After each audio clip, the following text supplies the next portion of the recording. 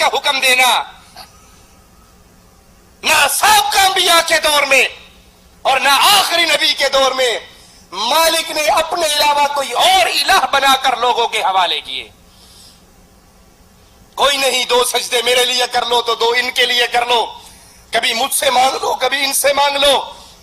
مالک اس کا انکار کر رہا ہے. ہر دور میں ہم نے رحمان کی عبادت کا حکم دیا اور رحمان کے علاوہ کوئی اور نہیں بنائے, کوئی اور الہ نہیں بھیجے, کوئی اور الہ لوگوں کو عطا نہیں کیے, کسی اور کا در اور دروازہ نہیں دکھایا.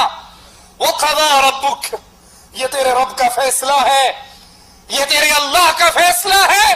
وَقَضَىٰ رَبُّكَ أَلَّا تَعْبُدُوا إِلَّا إِيَّاهُ, یہ اللہ کا فیصلہ ہے, یہ مالک کا اٹل فیصلہ ہے.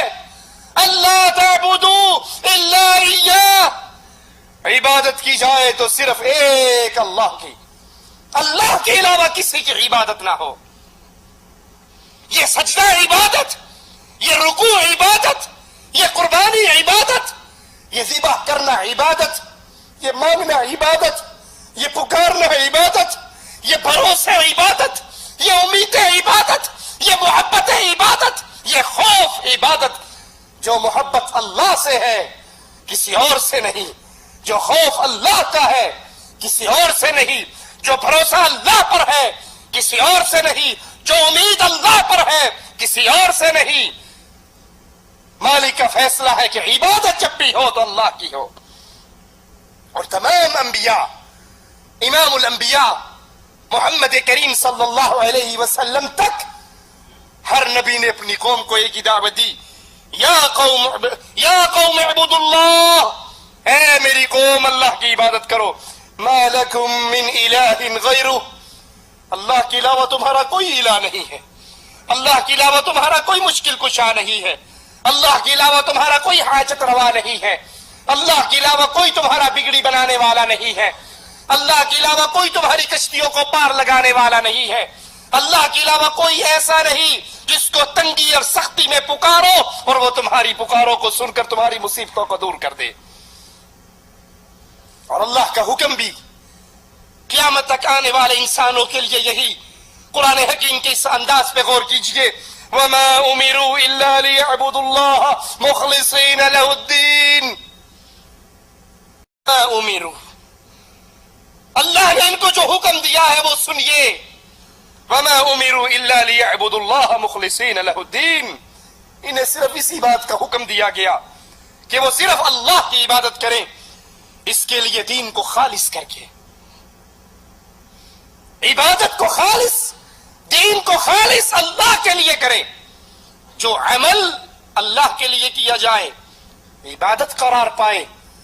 اب کائنات میں کوئی اور ایسا نہیں کہ وہ عمل اس کے لیے بھی کیا جا سکے, بلکہ مالک اپنے نبی سے اعلان کرواتا ہے. نبی اعلان کیجئے, قل ان صلاتي, اے نبی کہہ دیجئے بے شک میری نماز, ونسکی, میری قربانی, ومحیای, میری زندگی, ومماتی, میرا مر جانا, میری موت, للہ رب العالمین, جہانوں کے پالنے والے رب کے لیے.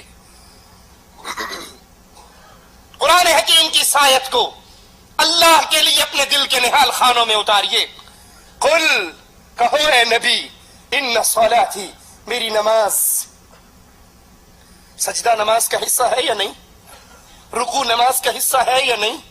قیام نماز کا حصہ ہے یا نہیں؟ ناک کو خاک پہ لگانا, ماتھے کو زمین پہ رگڑنا, یہ سجدہ ہے اور نماز کا حصہ ہے. اور مالک نبی سے کہہ رہا ہے, کہو ان صلاتی, ڈاکٹر طاہر القادری کے سامنے سجدہ کرنے والوں, یہ نماز ہے اور نماز اللہ کا حق ہے. ونسکی, قربانی, درگاہوں سے جانوروں کو اللہ کے نام کے علاوہ اللہ کے سوالیوں کے نام پہ ذبح کرنے والوں, ان کی درگاہوں پہ نیاز چڑھانے والوں, اس جانور کا خون غیر اللہ کے لیے بہانے والوں, ان صلاتی ونسکی, یہ قربانی تو اللہ کے لیے ہے. اس قربانی کا تو اعلان امام الانبیاء نے کیا. میری نماز، میری قربانی، میری موت، ومحیایا، میری موت، میری زندگی. یہ موت بھی اللہ کے لیے، یہ زندگی بھی اللہ کے لیے. مریں گے تو اللہ کی توحید کا پیغام دیتے ہوئے، زندہ رہیں گے تو اللہ کی توحید کا پیغام دیتے ہوئے. یہ توحید مرنا اور جینا ہے. یہ توحید کی دعوت زندگی کا مقصد ہے. امام الانبیاء کے سامنے یہ مشورہ رکھا گیا تھا، اگر آپ یہ دین جو لے کر آئے ہو، یہ دعوت جو لے کر آئے ہو، اس کا مقصد مال اکٹھا کرنا ہے، جتنا کہو ہم دے دیتے ہیں. اس کا مقصد بادشاہت، چودراہٹ ہے تو عرب آپ کو اپنا سردار مان لیتے ہیں. اس کا مقصد خوبصورت لڑکی سے شادی کرنا ہے، جس گھر کی طرف اشارہ کرو گے وہاں یہ نکاح کر دیا جائے گا. اور پھر ابو طالب سے کہنے والوں نے کہا تیرا بھتیجا باز نہیں آتا، ہمارے اور اس کے درمیان سے ہٹ جا، جو چاہے ہم اس کے ساتھ کر گزرے. چچا نے اپنے بھتیجے کو دیکھا تو کہا میرے بوڑھے کندھوں پہ اتنا بوجھ نہ ڈال جس کو میں اٹھا بھی نہ سکوں. امام الانبیاء نے اے اہل توحید، قیامت تک کے لیے آنے والے مواحدوں کے لیے اعلان فرمایا.